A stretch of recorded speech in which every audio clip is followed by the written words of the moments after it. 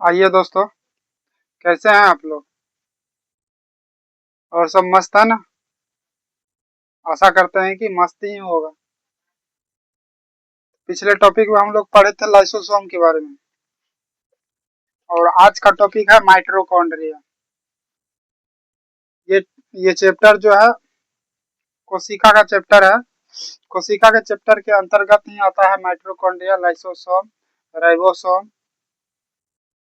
तो आज का टॉपिक हम लोग का है माइटोकॉन्ड्रिया। तो आइए हम लोग माइटोकॉन्ड्रिया के बारे में पहले एक बार समझते हैं। उसके बाद उसके बाद हम लोग इसके बारे में बोर्ड पे हम लोग ध्यान देंगे। माइटोकॉन्ड्रिया आकृति माइटोकॉन्ड्रिया की आकृति बहुत ही ज्यादा परिवर्तनशील होती है। माइटोकॉन्ड्रिया की आकृति जो होती है बहुत ही परिवर्तनशील रहती है। क्या रहती है? माइटोकॉन्ड्रिया की आकृति जो है बहुत ही परिवर्तनशील रहती है। जंतु कोशिका का सबसे बड़ा कोशिकांग है। जंतु कोशिका का सबसे बड़ा कोशिकांग है माइटोकॉन्ड्रिया। क्या है? जंतु कोशिका की सबसे बड़ा कोशिकांग है। और हम लोग पिछले क्लास में पढ़े थे राइबोसोम के बारे में। राइबोसोम जो है जीव द्रव की सबसे छोटी कोशिकांग है। जीव द्रव की सबसे छोटी कोशिकांग है कौन? राइबोसोम। और माइटोकॉन्ड्रिया को हम लोग कह सकते हैं कि जंतु कोशिका का सबसे बड़ा कोशिकांग है। ये चीज हम याद रखिएगा, कंफ्यूज नहीं होना है कि राइबोसोम जो है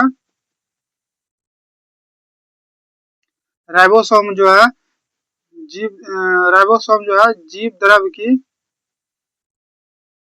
द्रव की सबसे छोटी कोशिकांग है।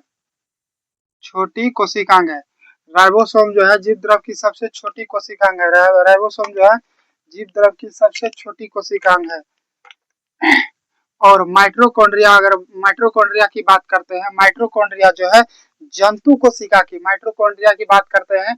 माइटोकॉन्ड्रिया जो है जंतु कोशिका की सबसे बड़ा कोशिकांग है। ठीक है। तो और आगे आइए हम लोग चर्चा करते हैं। माइटोकॉन्ड्रिया दोहरी झिल्ली की बनी होती है। माइटोकॉन्ड्रिया क्या है? दोहरी झिल्ली की बनी होती है, यानी कि दो लेयर से बनी होती है। माइटोकॉन्ड्रिया दोहरी झिल्ली की बनी होती है, जिसमें जिसमें भीतरी झिल्ली में अनेक उंगली जैसा उभार निकलता है। अनेक उंगली जैसा उभार निकलता है। ये यहाँ पे समझिएगा। डस्टर किधर रखे हैं? डस्टर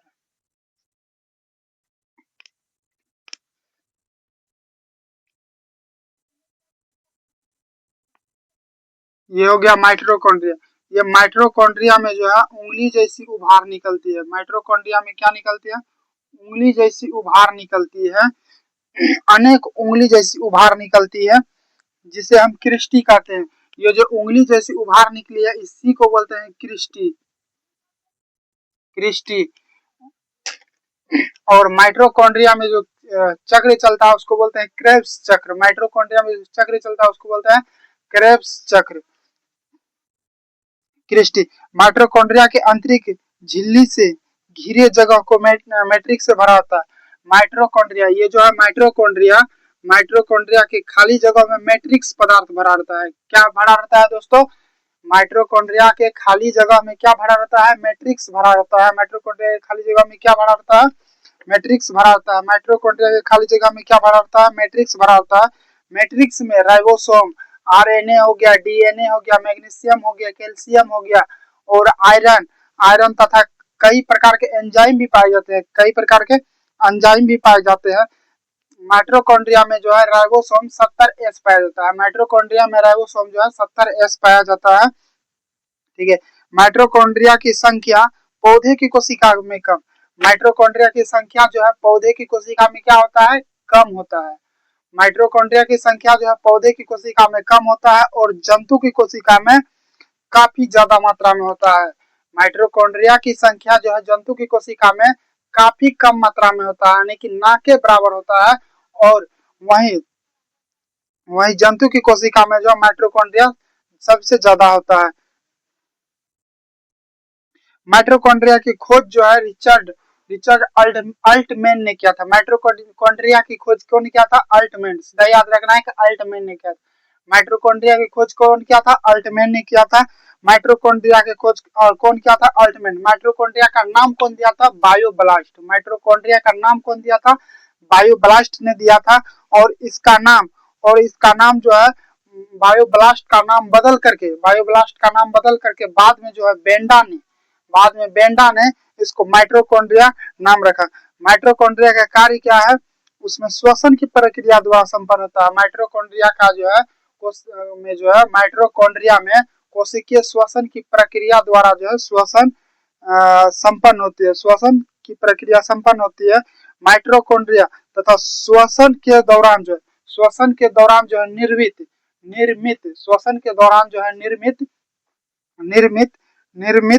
एटीपी माइटोकॉन्ड्रिया में ही जमा रहता है। श्वसन के दौरान जो है माइटोकॉन्ड्रिया में निर्मित एटीपी जो है माइटोकॉन्ड्रिया में ही जमा रहता है। एटीपी जमा रहने के कारण माइटोकॉन्ड्रिया को कोशिका का ऊर्जा गृह या पावर हाउस बोलते हैं।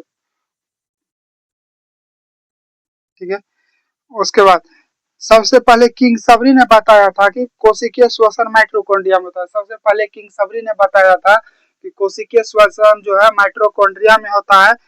और वारबर्ग ने बताया कि कोशिकीय श्वसन के लिए उत्तरदायी एंजाइम की खोज माइटोकॉन्ड्रिया द्वारा किया गया था। माइटोकॉन्ड्रिया जो है, एक चीज याद रखिएगा दोस्तों कि माइटोकॉन्ड्रिया को जो है कोशिका का ऊर्जा गृह या पावर हाउस के नाम से जानते हैं। और ये क्वेश्चन बहुत इंपॉर्टेंट है एग्जाम के लेवल से। ये क्वेश्चन बार बार रिपीट होता है और बार बार पूछा जाता है।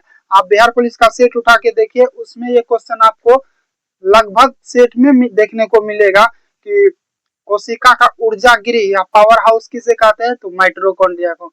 माइटोकॉन्ड्रिया को जो है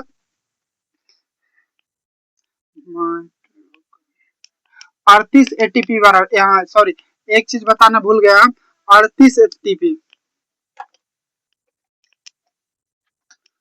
38 एटीपी बराबर क्या है? एक ग्लूकोज होता है। 38 एटीपी बराबर क्या होता है? एक ग्लूकोज होता है। 38 एटीपी बराबर क्या होता है? एक ग्लूकोज होता है। 38 एटीपी बराबर क्या होता है? एक ग्लूकोज होता है। और एटीपी का फुल फॉर्म भी पूछ दिया जाता है एग्जाम में, एडिनो ट्राइफॉस्फेट। एटीपी का फुल फॉर्म क्या होता है? Adeno triphosphate. तो आइए हम लोग अब बोर्ड पे देखते हैं। इतना चीज हम लोग समझ चुके हैं, आइए एक बार हम लोग बोर्ड पे रिवीजन करते हैं।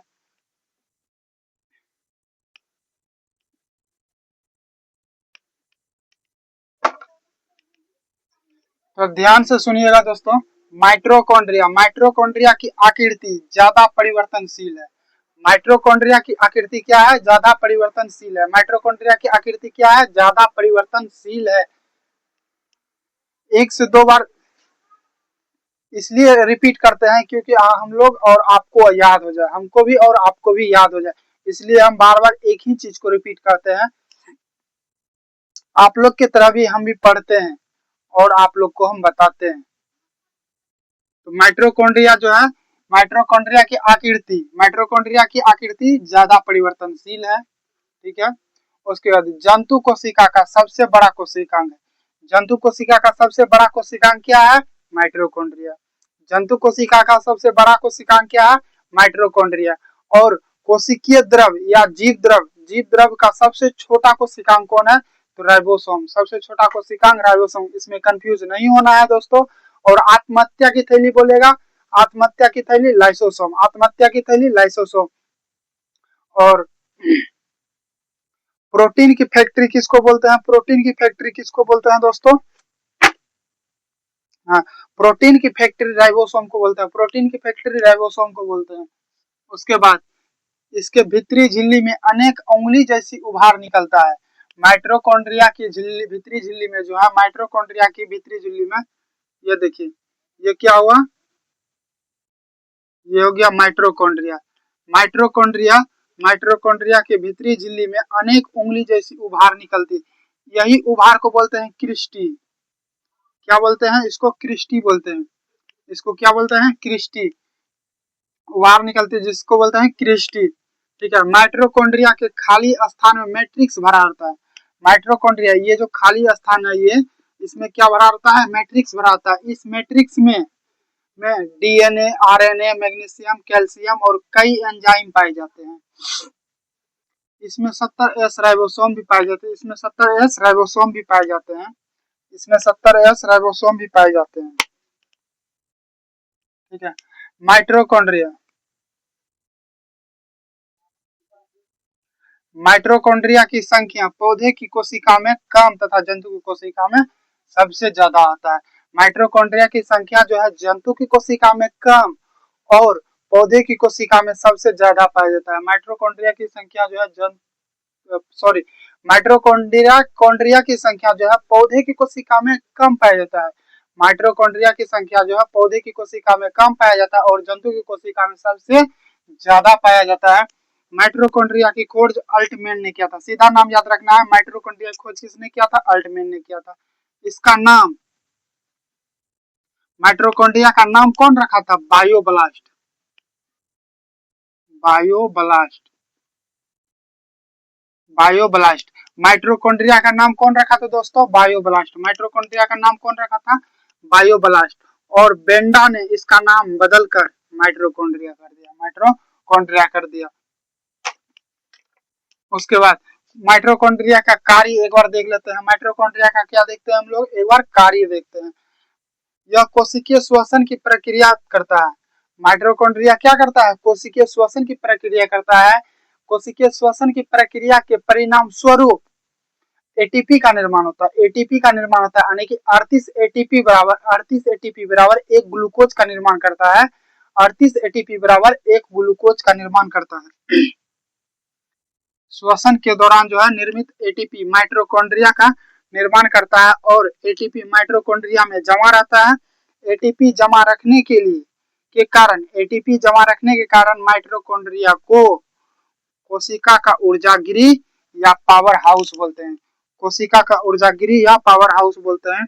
सबसे पहले किंगसबरी ने बताया था कोशिकीय श्वसन जो है माइटोकॉन्ड्रिया में होता है। सबसे पहले जो है किंगसबरी ने बताया था कोशिकीय श्वसन जो है माइटोकॉन्ड्रिया में होता है।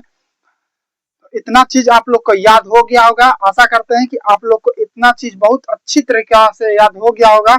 अगर याद नहीं हुआ होगा तो एक बार, दो बार, तीन बार वीडियो आप लोग देखिएगा, अच्छा से याद हो जाएगा। और थोड़ा कुछ टॉपिक इसमें बचा हुआ है, हम बताते हैं, उसके बाद ये वीडियो को क्लोज करेंगे। फिर मिलेंगे नेक्स्ट वीडियो में। आइए समझते हैं एक बार फिर से।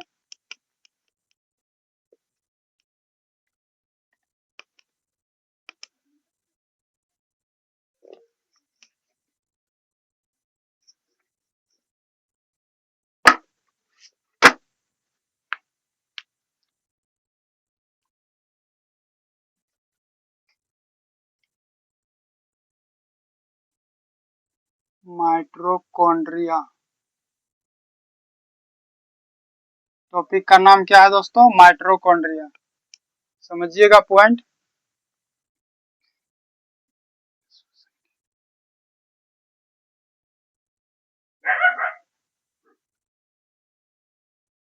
वारबर्ग ने कोशिकीय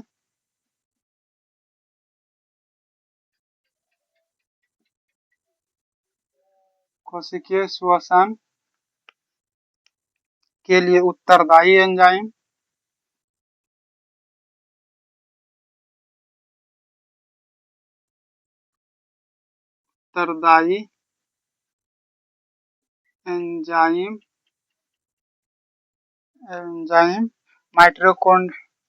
एंजाइम की खोज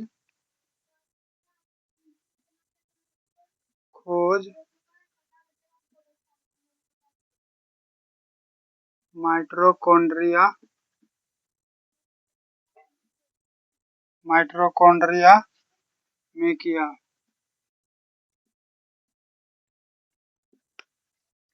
वारबर्ग ने कोशिकीय श्वसन के लिए, किसके लिए? कोशिकीय श्वसन के लिए उत्तरदायी एंजाइम की खोज जो है माइटोकॉन्ड्रिया में किया था। तो आशा करते हैं कि आप लोग को इतना चीज अच्छा से समझ में आ गया होगा। हाँ सॉरी, एक चीज और बताना हम भूल गए हैं कि 38 एटीपी बराबर क्या होता है, एक ग्लूकोज होता है। 38 एटीपी बराबर क्या होता है, एक ग्लूकोज होता है। 38 एटीपी बराबर क्या होता है, एक ग्लूकोज होता है। एटीपी का फुल फॉर्म भी याद रखिएगा आप लोग दोस्तों, एडिनो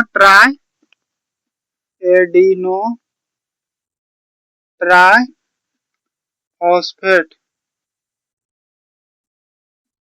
ठीक है, ये चीज भी आप लोग याद रखिएगा, एटीपी का full form adeno try phosphate, adeno try phosphate, adeno try phosphate. I hope आप लोग को अच्छी तरह से समझ में आ गया होगा माइटोकॉन्ड्रिया के बारे में। फिर मिलते हैं नेक्स्ट वीडियो में कल का। जय हिंद, जय भारत।